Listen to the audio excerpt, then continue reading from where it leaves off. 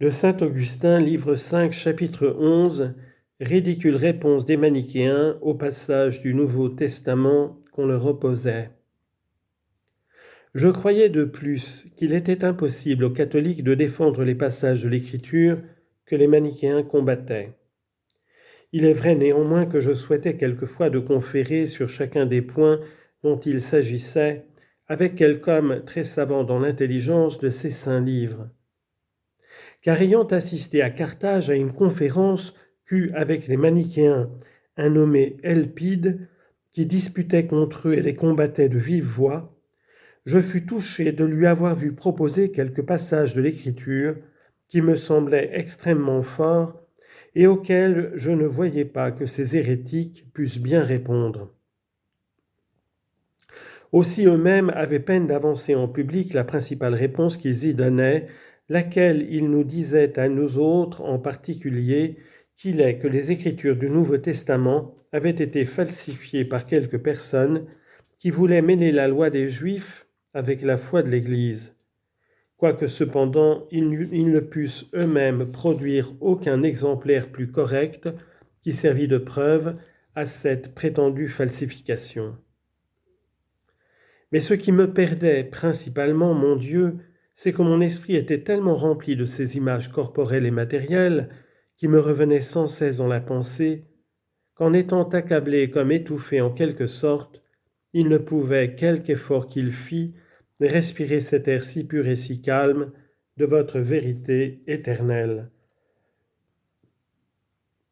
Chapitre 12. Que les écoliers de Rome quittaient leurs maîtres pour les priver des récompenses qu'ils leur devaient.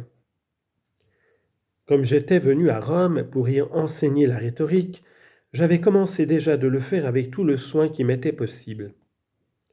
J'avais assemblé pour cela en mon logis quelques écoliers qui, me connaissant, m'avaient fait ensuite connaître aux autres. Mais j'appris bientôt que si les désordres qui régnaient en Afrique ne se trouvaient pas en ce lieu, il y en avait d'autres qui ne valaient guère mieux. Car il est vrai qu'on n'y voit pas comme à Carthage ces insolences des jeunes gens qui entrent impudemment dans une classe pour y troubler tout l'ordre et la discipline. Mais on m'avertit d'une autre tromperie qu'ils ont accoutumé de faire, qui est que plusieurs jeunes hommes conspirant ensemble pour ne rien donner à ceux qui prennent la peine de les instruire, abandonnent tout d'un coup leur maître et vont à un autre. Âmes basses, sans foi et sans honneur, qui ne craignent pas pour épargner un peu d'argent de fouler aux pieds l'équité et la justice. Mon cœur haïssait déjà ces personnes, quoique cette haine ne fût pas parfaite.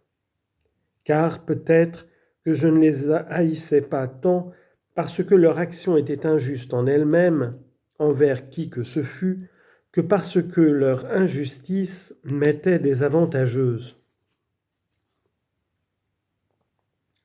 Il est vrai néanmoins que ceux qui agissent de la sorte sont infâmes, à vos yeux, et qu'ils vous abandonnent par un adultère spirituel en se prostituant à l'amour des choses passagères et périssables, et en se laissant aller à la passion de l'argent qui n'étant que de la boue souille les mains qui le tiennent. Ils s'efforcent d'embrasser et de retenir avec eux ce monde qui les quitte et qui fuit toujours, et ils vous méprisent, mon Dieu, vous qui demeurez éternellement, et qui rappelez à vous l'âme pécheresse qui ne devait aimer que vous, étant près de vous réconcilier avec elle après même qu'elle a corrompu sa pureté par ses dérèglements et ses désordres. Je hais maintenant de telles personnes comme étant pécheurs, quoique je les aime comme se pouvant corriger de leurs vices et de leurs péchés.